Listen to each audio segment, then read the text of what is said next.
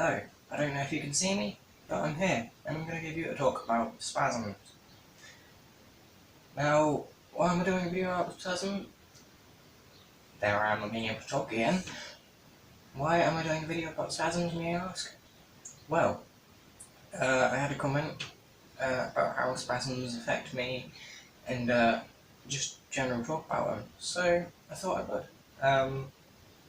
And you know what? There's so many different types of spasms that it's hard to talk about everyone in particular because they may affect you differently, they may do different things to you. There's different types of spasms that I get, there's a bunch of different stuff, so without further ado, let's get into it. Now, I have no fucking clue if I'm in frame, but I need my legs in frame, so I'm going to angle the camera. So, as you can see, got my legs, right, these little dead things at the bottom of my body. My little tentacle things, what the fuck they are.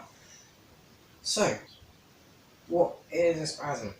A spasm is basically my legs moving in a way that I don't want them to, because they just feel like it.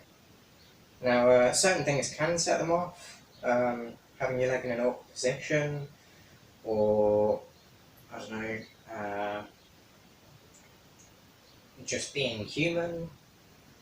They'll just find a way to freak out over anything. So, one of the first ways that there is to spasm is your legs will just lock out like that, and you just won't be able to move them at all. Like obviously I'm doing this now because I'm causing it to happen, but if it was just random one out of nowhere, I would not be able to move my legs at all. Which is why, if you remember in my wheelchair video, when I was giving you that tour, there was the strap that went across my legs. So it was like that, and that would keep me held in. So I just couldn't move my legs. Now there's another version of this, where your legs will just like move and like kick out randomly. This is what it's like for me. When that happens, it's just one leg goes up and the other one goes down, or like another one will just start doing that. Again, that was kind of hard for me to recreate, but if that was to happen, I probably wouldn't be able to control it. Because why would I? Now, another thing is that sometimes spasms cause my legs to become vibrators. Just trying to set it off now. Now this one I can't recreate, I have to actually set it off, but I can also stop it, like when it happens normally. Now as you can see, my leg is causing me to vibrate pretty fast. Now sometimes that will happen in both legs, and if I can get it to happen again. Okay, so I'm having I'm having problems showing you what actually happens, but basically if you look at my very hairy calves, there basically just starts twitching very quickly if it isn't causing my leg to shake. So, for example, if I was just... Okay, so I'm having issues with my tripod, so I've just had to get down so you guys can see me. But, yeah, basically, a spasm is caused by anything. I've shown you a couple of different types of spasm that I have, or at least tried my best to describe them. There's obviously different spasms further on from that. Like your legs will curl up towards you like that. If I can just get in the camera, where your legs will just like curl up like that and kind of put you in the fetal position. Now I don't really have that type.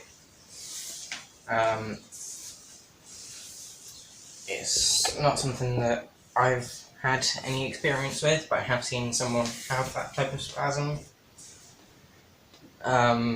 So again, it's just everyone having their own different things.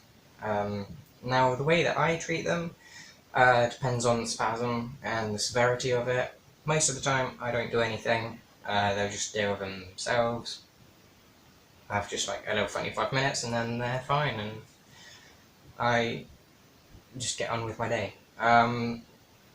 But sometimes if it's really bad, then I'll either let it stretch out and do whatever it needs to, give it a little bit of a stretch, give it a bit of a massage, give it a bit of a rub, and then I'll just leave it there and hopefully it goes away. Now, with the shaky spasm, this only happens with the shaking of the leg. Is sometimes I can just move my leg and it will be completely fine. I can either move it with my hand, like physically pick it up, or, you know, just move it how I would normally.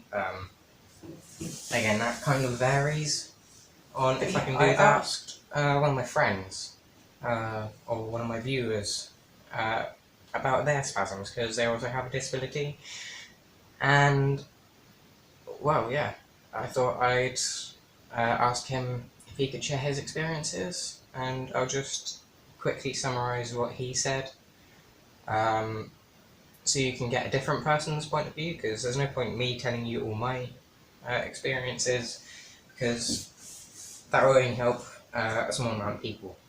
So, yeah, let's just have a quick look at these notes that he sent over, and yeah, let's get into it. Okay, so this person that helped me with the video, they basically said that they don't really have many types of spasms. It's usually just the shaky leg one that I showed you, but they do also, but they happen to have like certain things that trigger them.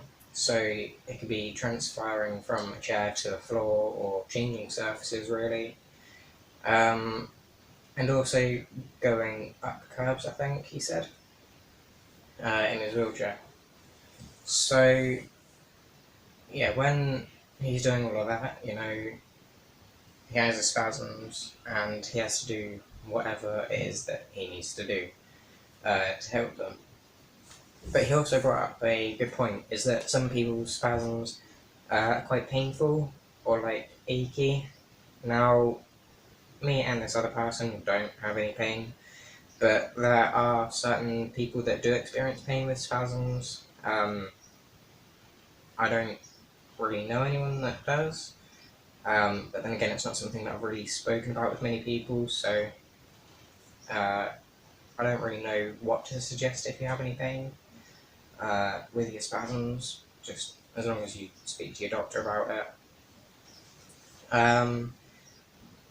Another thing that I forgot to say was, so yeah, spasms don't really affect me in my daily life.